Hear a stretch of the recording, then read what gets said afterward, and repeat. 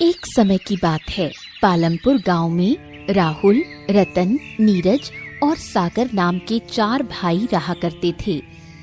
चारों भाई एक दूसरे से बहुत प्रेम करते थे और हमेशा एक साथ रहते थे। राहुल, रतन, सागर, तीनों इधर आओ और मेरी बात ध्यान से सुनो। बात यह है कि पिताजी अब हमारे बीच में तो है नहीं। अब हमें ही एक दूसरे की ढाल बनना होगा और एक दूसरे के साथ मिलजुल कर रहना होगा, ठीक है? हाँ भैया, आप बिल्कुल ठीक कह रहे हैं। मैं आपकी बात से सहमत हूँ। हाँ भैया, आप चिंता मत कीजिए, हम सब हमेशा एक साथ रहेंगे। अब से आप ही हमारे बड़े भाई हैं, आपकी हर बात मानना हमारा कर्तव्य होगा भैया। हाँ, चलो, तुम सबकी बातें सुनकर मुझे तो बहुत खुशी हुई। हे ऊपर वाले, हम चारों भाइयों का प्यार ऐसे ही सदा बना रहे। चलो अब खेत में चलकर काम करते हैं। अब चारों भाई खेत जाते हैं और कड़ी मेहनत के साथ दिल लगाकर काम करते हैं।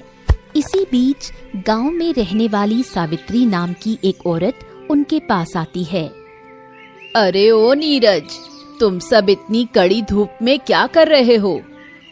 हाँ काकी, हम तो काम कर रहे हैं और क्या करेंगे। आप बताइए, आप यहाँ कैसे? मैंने तुम चारों के लिए कुछ लड़कियां पसंद की हैं। ये लो, उन लड़कियों की कुछ तस्वीरें। इसमें से जिसे जो पसंद है मुझे बता दो। हाँ, ठीक है काकी। अब नीरज अपने भाइयों को तस्वीरें दिखाता है।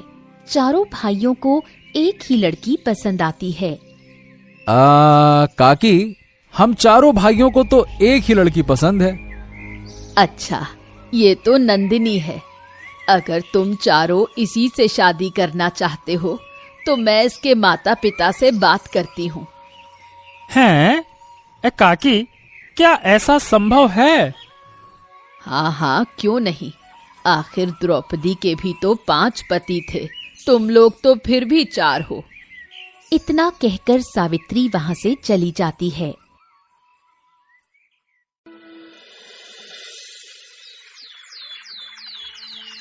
अगले दिन सावित्री उन चारों भाइयों के घर पहुंचती है। राहुल, रतन, नीरज, सागर, जल्दी से बाहर आओ। तुम लोगों के लिए एक बहुत बड़ी खुशखबरी है। अरे क्या हुआ काकी, क्या बात है? नंदिनी के घर वाले शादी के लिए मान गए हैं। वो जल्द से जल्द शादी करना चाहते हैं। मैंने 1 हफ्ते बाद का मुहूर्त निकलवाया है। अब तुम लोग जल्दी से शादी की तैयारी कर लो। ठीक है काकी, जैसा आप कहें। अब 1 हफ्ते बाद चारों भाइयों की शादी नंदिनी से हो जाती है। हाँ तो नंदिनी, अब तुम हम चारों भाइयों की पत्नी हो। हम चारों भाई वचन देते हैं कि तुम्हें कभी कोई कष्ट नहीं पहुंचने देंगे। हम तुम्हें हर वो सुख देंगे जिसकी तुम हकदार हो। हाँ बिल्कुल, भैया ठीक कह रहे हैं। हाँ, सही बात है। तुम्हें कभी किसी भी चीज की जरूरत हो तो हम चारों में से किसी से भी बेझिझक कह सकती हो, ठीक है? जी ठीक है। अब नंदिनी चारों भाइयों के साथ खुशी खुशी रहने लगती है। कुछ महीने गुजरते हैं। तभी एक दिन नंदिनी खेत जाती है। अजी सुनिए, मैं आपके लिए खाना लेकर आई हूँ। अरे तुमने यहाँ आने का कष्ट क्यों किया? मेरे कारण तुम्हें इतनी दूर चलकर आना पड़ा। देखो, मुझे अच्छा नहीं लग रहा। अरे प्राणनाथ, आपकी सेवा करना तो मेरा कर्तव्य है। मेरे होते हुए आप भूखे पेट काम करें, ऐसा मैं कभी होने नहीं दूंगी। अब नंदिनी राहुल को खाना खिलाकर वापस घर लौट आती है। शाम हो जाती है लेकिन राहुल अब तक घर नहीं लौटता। ओहो भैया, ये राहुल अभी तक घर वापस नहीं आया। अरे उसने तो सुबह ही काम खत्म कर लिया था, अब न जाने वो रह कहाँ गया। बात तो सही है। आज से पहले तो उसने कभी ऐसा नहीं किया। नंदिनी, तुम उसे खाना खिलाने गई थी, तो क्या तुम्हें पता है कि वो कहाँ हो सकता है? नहीं नहीं, मैं तो उन्हें खाना खिलाकर वापस आ गई थी, मुझे कुछ नहीं पता। चलो भैया, हम लोग चलकर उसे ढूंढते हैं, चलो। अब तीनों भाई राहुल की तलाश में निकल पड़ते हैं। राहुल को ढूंढते ढूंढते तीनों एक घने जंगल के पास जा पहुंचते हैं। अरे रे रे रे रे, अब तो रात भी हो गई और राहुल का कुछ पता भी नहीं चला। न जाने मेरा भाई कहाँ चला गया, न जाने वो किस हाल में होगा। क्या बताऊं मैं, कहाँ चला गया। हाँ, कितनी देर हो गई उसे ढूंढते हुए, पर उसका कुछ पता नहीं चल पा रहा। चलिए भैया, घर चलते हैं, रात को इस सुनसान जगह पर रुकना ठीक नहीं है। हाँ, सागर ठीक कह रहा है भैया, चलिए चलते हैं, हम कल फिर से आ जाएंगे ढूंढने के लिए, चलिए। सागर की बात मानकर नीरज और रतन घर वापस लौट जाते हैं। राहुल के गायब होने के कारण नीरज रात भर सो नहीं पाता।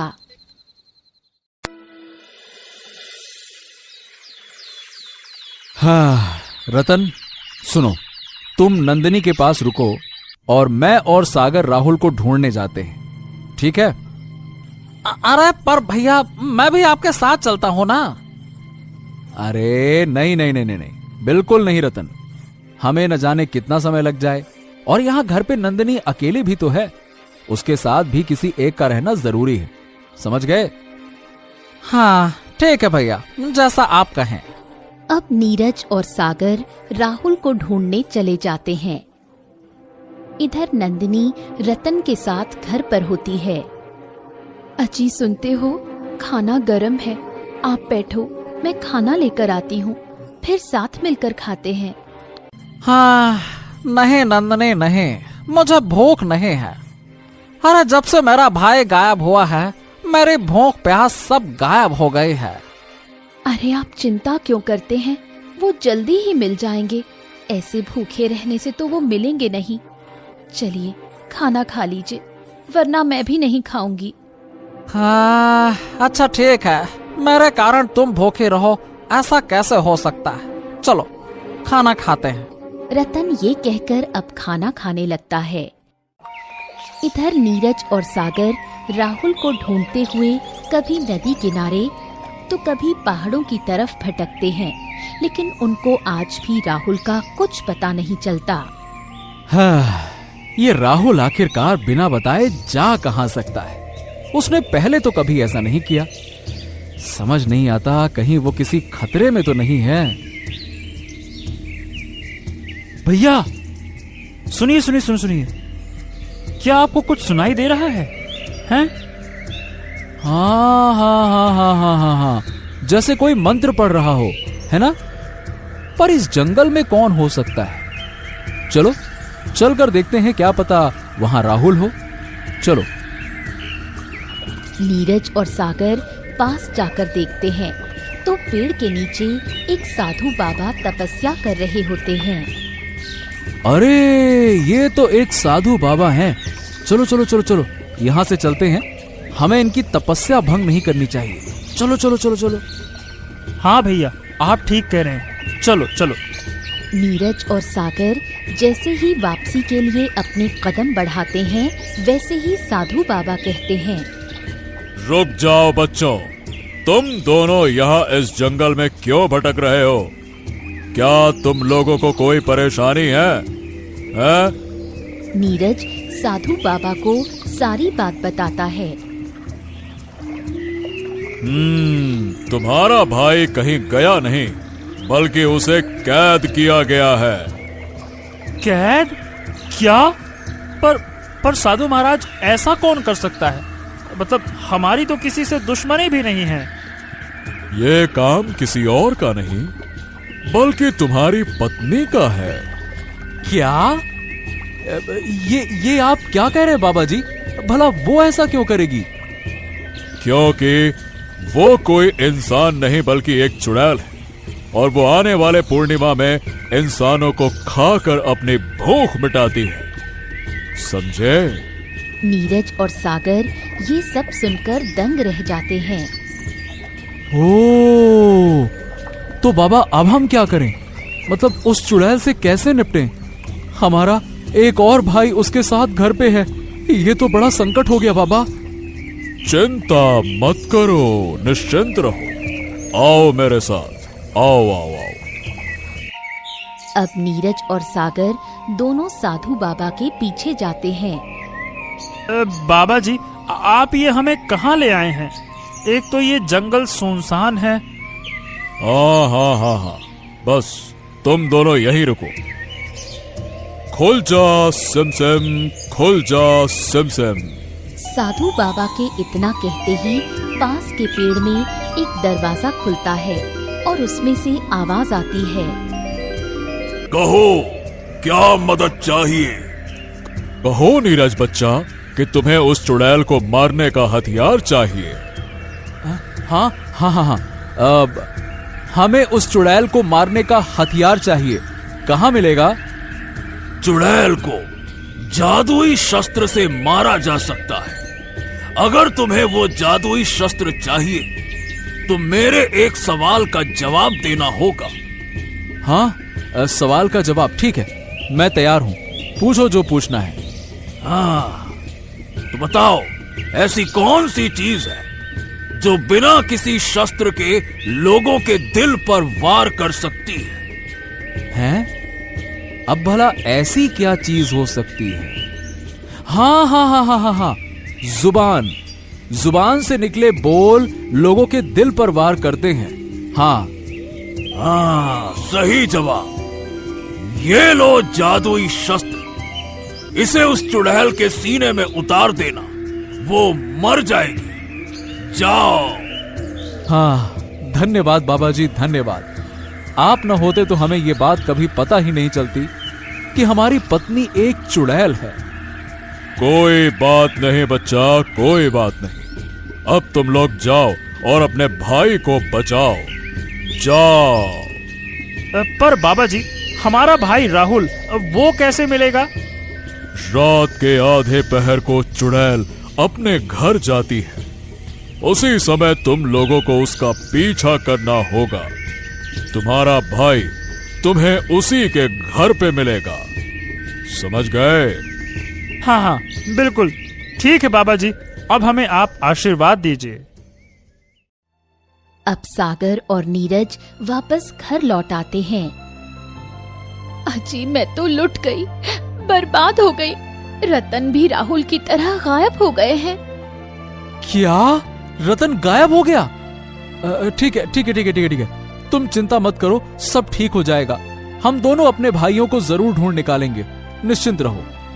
नीरज और सागर नंदिनी की चाल को समझ गए थे। अब उन्हें इंतजार था तो बस आधी रात का। भैया, भैया उठिए, रात की आधी पहर हो गई है। हाँ हाँ हाँ, चलो चलो चलते हैं। नीरज नंदिनी का पीछा करने के लिए उठ तो जाता है, पर मन ही मन वो इस बात से उदास था कि नंदिनी एक चुड़ैल है। भैया वो देखिए, नंदिनी घर से बाहर जा रही है, चलिए उसके पीछे चलते हैं। चलिए चलिए चलिए। हाँ हाँ हाँ हाँ, चलो। दोनों नंदिनी के पीछे जाते हैं और देखते हैं कि नंदिनी घने जंगल में एक पुरानी सी झोपड़ी में जाती है। चलो झोपड़ी में झांक कर देखते हैं, चलो। जैसे ही दोनों झोपड़ी में झांक कर देखते हैं तो नंदिनी का असली रूप उन्हें नजर आता है।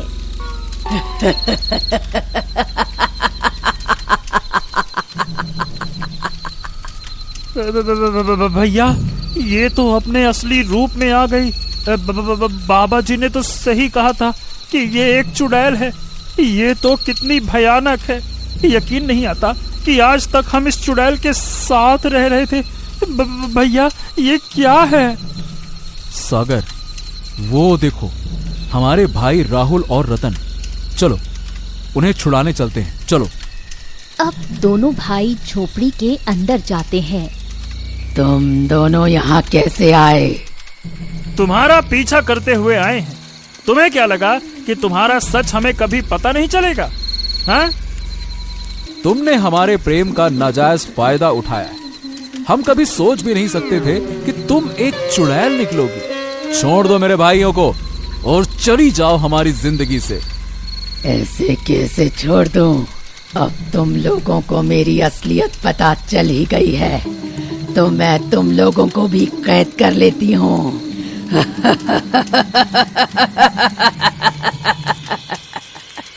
तुम हमारा कुछ नहीं बिगाड़ सकती। अब तुम्हारा खेल खत्म हुआ और तुम्हारा अंतिम समय आ गया है। समझ गई? तुम मामूली इंसान मेरा कुछ नहीं बिगाड़ सकते।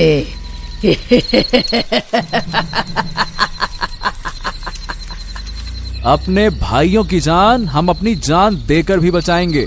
हाँ, ठीक है, तो अब तुम अपनी जान ही दे दो।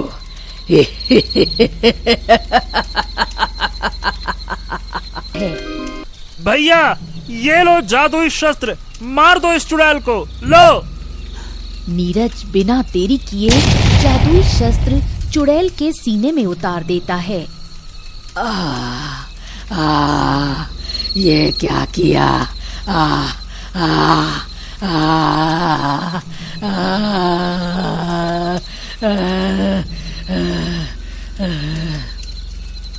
शस्त्र लगने से चुड़ैल तुरंत मर जाती है। चुड़ैल के मरते ही राहुल और रतन दोनों आजाद हो जाते हैं। भैया भैया भैया भैया, मुझे खुशी है कि मुझे आप लोगों जैसे इतने चाहने वाले भाई मिले। अगर आप दोनों ना होते तो हमारा क्या होता? भैया। हाँ भैया, इस चुड़ैल ने तो हम चारों को बेवकूफ बना रखा था। हमने कभी सोचा भी नहीं था कि इतने सुंदर लड़के एक चुड़ैल भी हो सकते हैं। हाँ भैया। बस बस बस बस, शांत हो जाओ और पिछली बातों को भूल जाओ। ये सोचो कि कभी हमारी शादी हुई ही नहीं थी, क्योंकि बुरी चीजें जितनी जल्दी भुला दी जाएं, उतना अच्छा होता है। हाँ भैया, ये बात आपने बिल्कुल ठीक कही। अब चारों भाई हंसी खुशी फिर से एक साथ रहने लगते हैं। शिक्षा, किसी भी नए रिश्ते में जुड़ने से पहले उसके बारे में अच्छे से जांच पड़ताल जरूर कर लेनी चाहिए, नहीं तो वो अनजान रिश्ता बाद में हमारे लिए खतरा भी बन सकता है, जिस तरह नंदिनी उन चारों के लिए बाद में खतरा बन जाती है। तो दोस्तों, कैसी लगी हमारी ये कहानी?